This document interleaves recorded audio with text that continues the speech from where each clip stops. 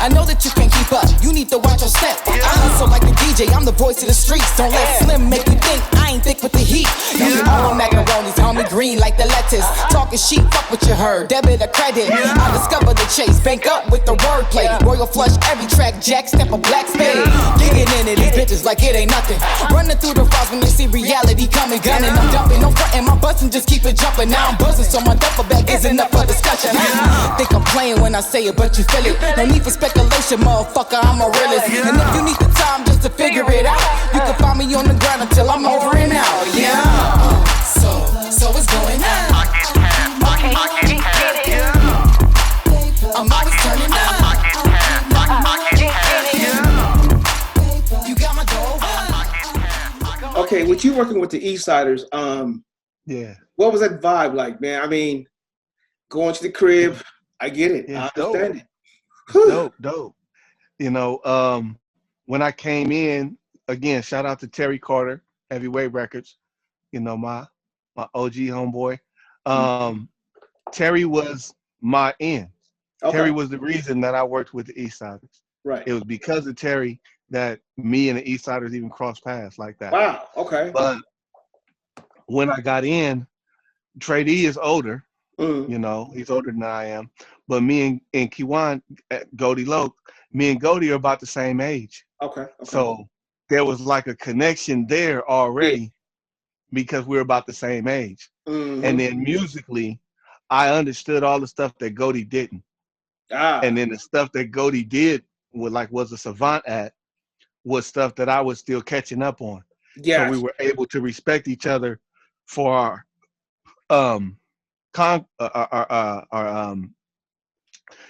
areas that we excelled at, you know, in retrospect. Okay. But we would start cooking up usually at the house, you know, like we at Goldie's parents' house in the garage, cooking up. And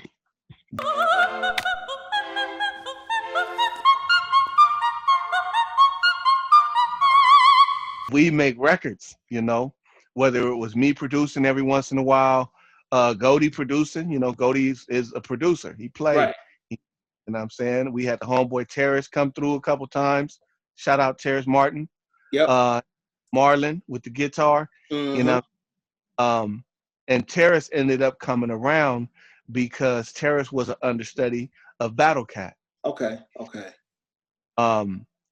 Because Terrace was over at Katz with Marlon and them, doing like learning everything, playing, you know, doing as much as he could over there at that space and time, we'd have him come and cook up with us. Right. And then we would and then go to the studio.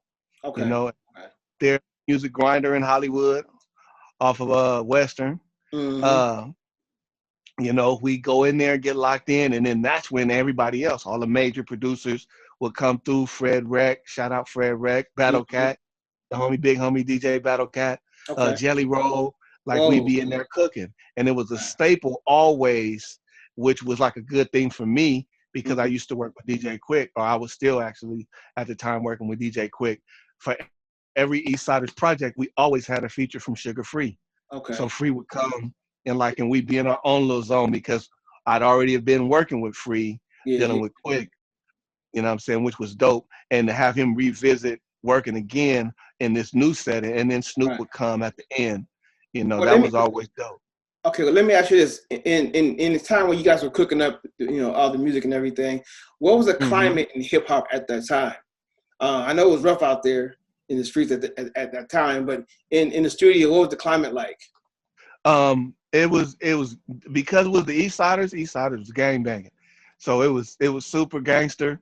You know, we have quite a few individuals in there from the respective hoods, you know, from Long Beach, Rolling 20 Crib, and from Insane.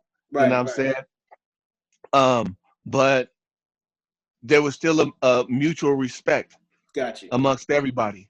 You know, these cats would come, not rapping, not producing or nothing, eating up all the snacks, but everybody was still cool. The vibe was still light. It was still airy, and we was real creative. So everybody was able to kind of like sprinkle in and out like they needed to in order to create these records that came about.